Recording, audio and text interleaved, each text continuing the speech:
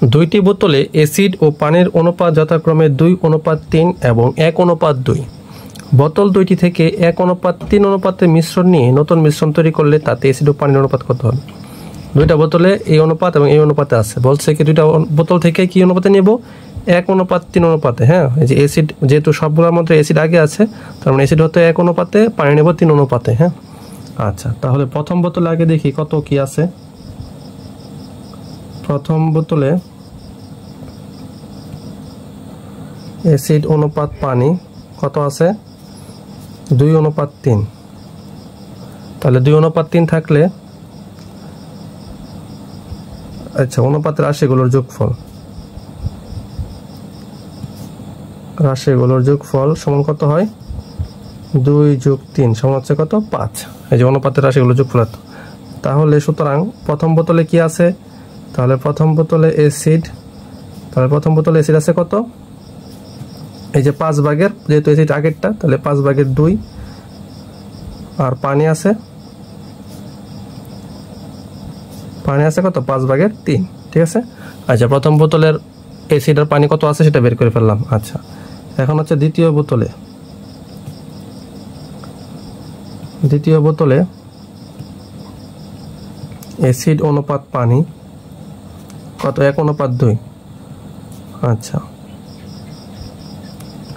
তাহলে অনুপাতে রাশিগুলোর যোগফল 1 + 2 সমান হচ্ছে কত? 3। তাহলে দ্বিতীয় বোতলে অ্যাসিড আছে কত? তাহলে দ্বিতীয় বোতলে অ্যাসিড আছে কত? 3 ভাগের 1। আর পানি আছে কত? 3 ভাগের 2। আচ্ছা, তাহলে প্রথম বোতলের অ্যাসিড পানি, দ্বিতীয় বোতলের অ্যাসিড পানি বের করলাম। এখন নতুন মিশ্রণে বলছে কি নতুন মিশ্রণ কত নিতে হবে? নতুন মিশ্রণ 1:3 অনুপাত নিতে হবে। তাহলে নতুন অনুপাতে, নতুন মিশ্রণে অ্যাসিড অনুপাত পানি সমান হচ্ছে কত? 1:3। তাহলে রাশিগুলোর যোগফল কত?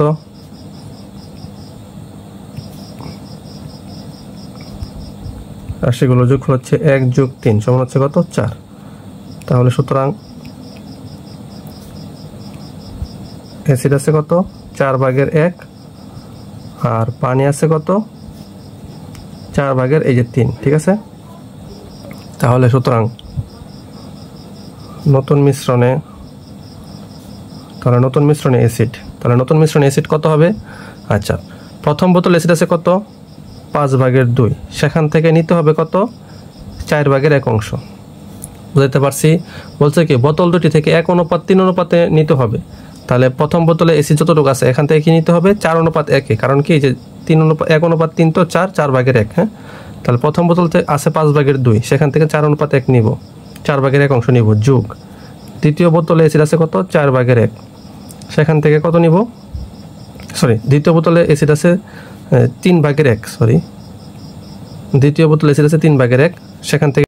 আচ্ছা, এখানে আমরা গুণ দিব হচ্ছে এই যে 3 দ্বারা, 4 ভাগের 3 দ্বারা। কারণ হচ্ছে দেখেন নতুন মিশ্রণ অ্যাসিডের দুইটা পরিমাণ নিলাম। হ্যাঁ, এবং গুণ দিতে হবে কি? পানি, অ্যাসিড এবং পানি দুইটা দ্বারা গুণ দিতে হবে। এই যে অ্যাসিড, এই যে পানি। ঠিক আছে।